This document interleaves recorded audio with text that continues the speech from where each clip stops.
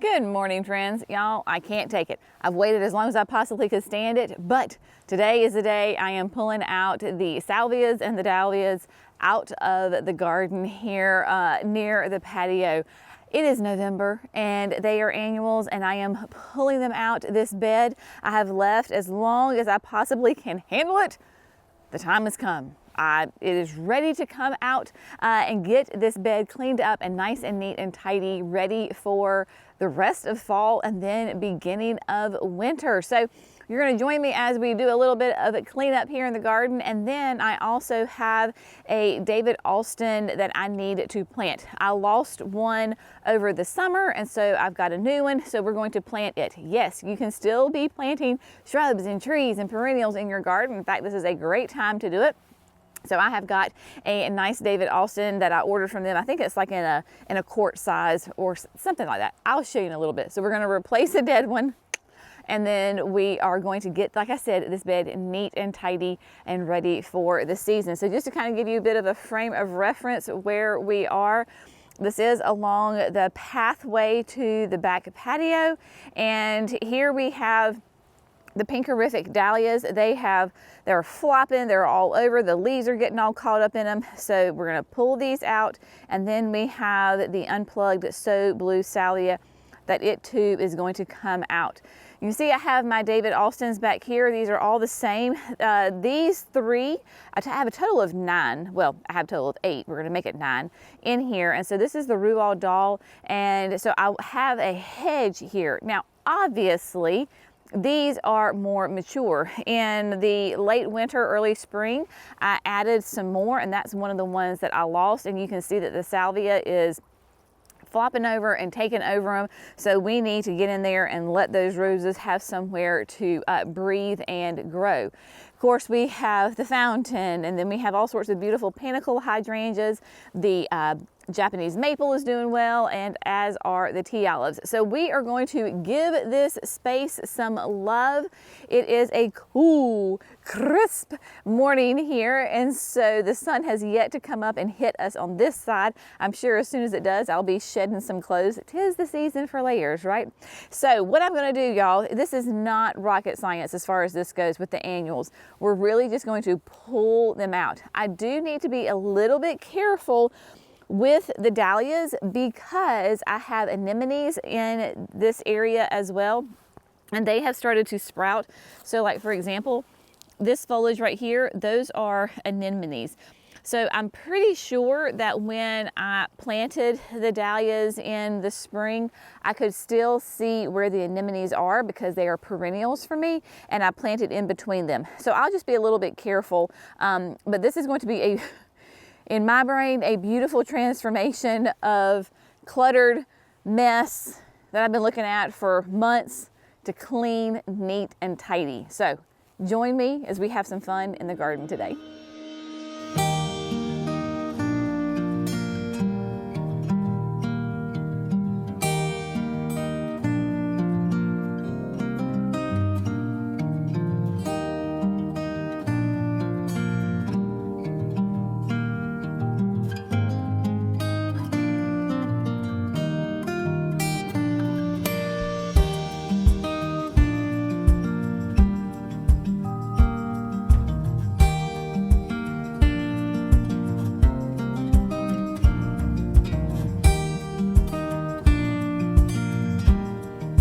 All right, here comes the sun. It is making its way up. So I got all the dahlias pulled out, and then I went ahead and got the blower and blew out the leaves. Now, y'all, I know this can be controversial about, do you blow the leaves or do you leave the leaves in your garden? And so I would say do what is best for your garden, right? You be the student of your own garden. Where I am, this is about literally, this is about the only bed that I do on our entire property about blowing out leaves. And that is because we have this beautiful forest pansy redbud, and you can see all the leaves are gone. And so what happens is that it deposits its leaves in my shade garden. So you can see they're all down here. And then of course they blow and end up over here. So the reason that I blow them out is so I can see what I have. If I don't do that, then I can't see, you know, what's coming up, maybe what is happening. Most importantly, I cannot see the weeds. So I have got weeds. Now these are little spring bulbs that are already sprouting, but I have got weeds in here, and we are blessed in North Carolina that we have a healthy tree population. And so like right here in the flower bed is a poplar tree. So if I don't see this until early spring, you know, then this is going to be a good sized tree. It's going to be very hard to pull out. We also have like a bunch of little maple trees that come up in here as well. So yes, I do blow the leaves out of the garden right here so that I can see what I have and get it cleaned up. Again, do what's best for your garden. Now, the dahlias out, gone. They are annuals for me. Plus, this bed in this section, I always do something different every year. So I'm not trying to save the dahlias. They are annuals for me, so out they go. The unplugged So Blue salvia, however, could be a perennial for me because they're hardy in zones 8 and above. But I know next year that I am going to do this same salvia back in here, but I'm going to need it more closer, kind of like where the dahlias were. Maybe not so much, just like right in here. Because I did do a double row, but like I told you earlier, they're coming in and they're like, see how they're flopping down on top of my roses? And they're covering up my roses, and I need the roses to shine and grow and have all that beautiful sunshine to get down in there to make them nice and happy. So what I am going to do though is I am going to leave the front row. So you can see, right, so we've got all this foliage up here, but down here at the bottom I have got all this new growth. So what I'm going to do is come in with my clippers and I'm going to cut them right here. So when I get done, you'll see this little green mound, but all of this top part will be gone. So the first row, I'm going to do that to. However, the second row in the back, they're coming out. So if you want to see, because there are certain annuals that can be perennials, depending on where you are, you can go to the website, look up what the hardiness zone is.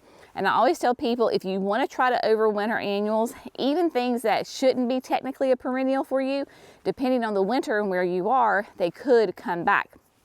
So if you want that, I would say leave it, let the freeze, frost, whatever, let it kill it. Once all the top foliage is dead, cut it to the ground, mulch the area, and then wait and see.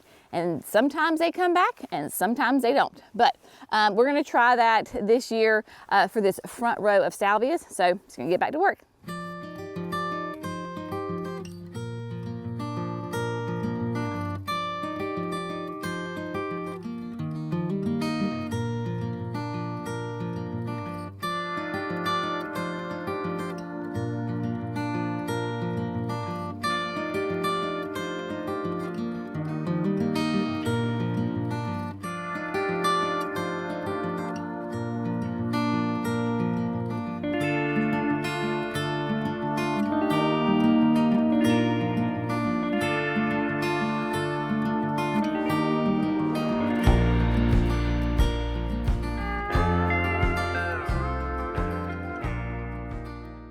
All right, my friends, so we got the bed all cleaned up, got the salvias cut back, and got some of them pulled out.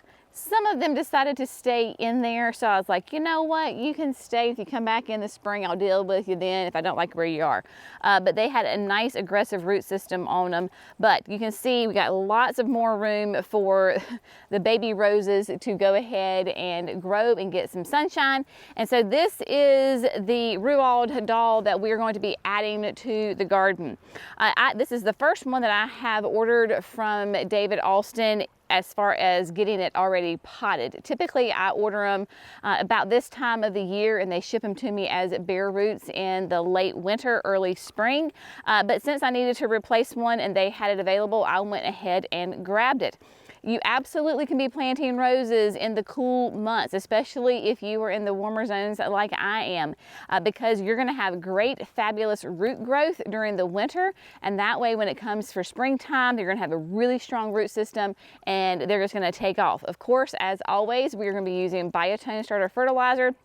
Has all that great mycorrhiza in there to get those roots nice and growing and strong. And then I'm going to use, even though this is a quote small pot, I am going to use my 9-inch Jenny's Edition auger because that is what is on the drill and that is what I am going to use. I think what we're going to do is after that, I've just got some Daddy Pete of the pine bark and we're just going to kind of mulch around it. This bed is going to get tulips at the beginning of December. So I just raked it and make it look kind of neat and tidy. Once the tulips go in, then we can come back and mulch it. I'm just not going to mulch it now. A month from now, come up and dig up and expose all this soil and then have to remulch it.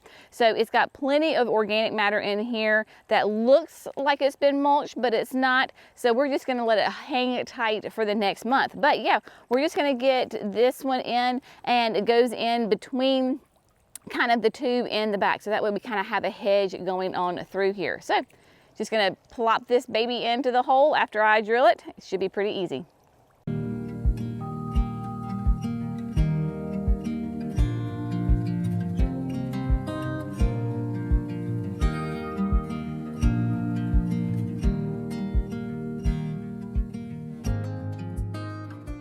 Okay, my friends, today's project is complete. You know, in the fall, winter, I like to take things a little slower. I like to take smaller projects because, you know, we're coming off of a hard, long season of summer gardening and the days are shorter. The mornings are cooler. You have a little less opportunity to be out in the garden, at least I do.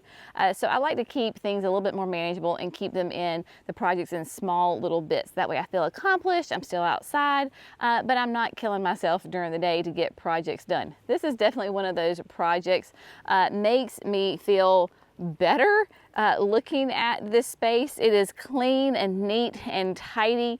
The green that you see is either going to be anemones that are going to flower for me in the spring, or it is the salvia. So we got, I think, all of the weeds out. We had quite a little collection of maple trees growing underneath these roses.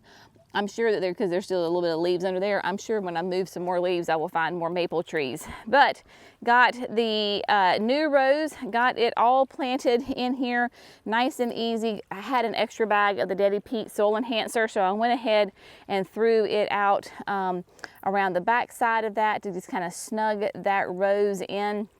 But these roses, they definitely are planted very close together because I followed the recommendation from David Austin on when you're trying to create a hedge, because I want, in my brain, I want a hedge of that same rose right there. I just think it would be absolutely gorgeous. It's taken me a while to get there, but we're getting there. This area has gone under several renovations as far as the roses go, but we have got the Quickfire Fab in the back, which are looking, they were just planted, they haven't been here a year. So they're doing well. And then of course the tea olives are giving us a nice evergreen backdrop for some height.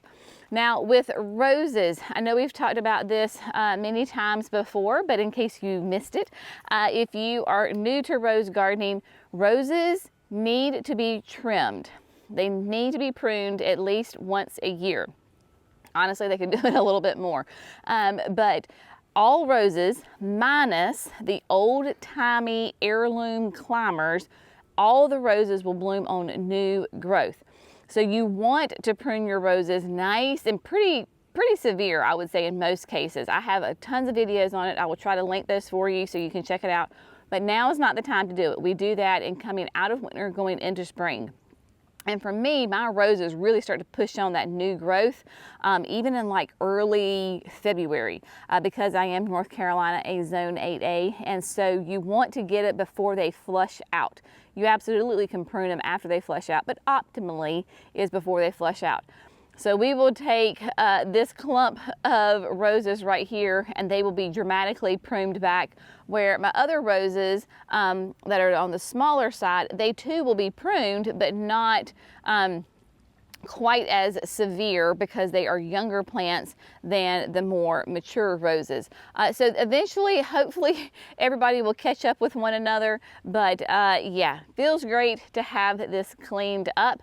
The next on the list will be the next door neighbor. So next door neighbor, this is the bed that is next on the list because we've had wind and rain and all of the leaves have fallen off. I mean, we got a handful. By the time I get to it, those leaves will be gone too. So to get in here and clean up this bed as well. So believe it or not, this is a shade bed because the forest pansy completely shades this in the main growing season. And of course in the winter, the sun's a little bit cooler, a little bit more gentle, and the plants do great. So anyway, that will be next on the list. As always, if you have found this fun and informative, we would love it if you would like and subscribe. That way you can join the Creekside family and be sure not to miss those 5 videos that we do each and every week. Y'all have a fantastic day. We'll see you in the next video. Bye, friends.